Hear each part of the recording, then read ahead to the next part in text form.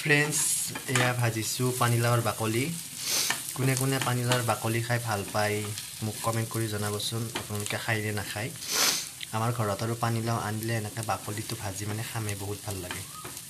অকণমান কাঢ়াকৈ ভাজি লৈ তেল অকণমান বেছিকৈ দি বহুত ভাল লাগে খাই বেলেগ একো দিব নালাগে খালি হালধি নিমখ এইখিনি দি পিঁয়াজ দিছোঁ এটা শুকান জলকীয়া দিছোঁ এই দি ভাজিলেই হ'ল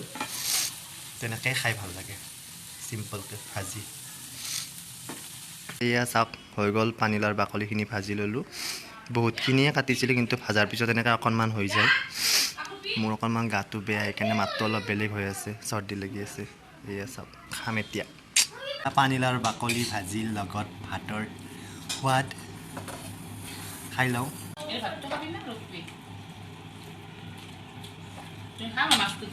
আপোনালোকেও ট্ৰাই কৰিব ঘৰত কোনে কোনে খাই কমেণ্ট কৰিব মোক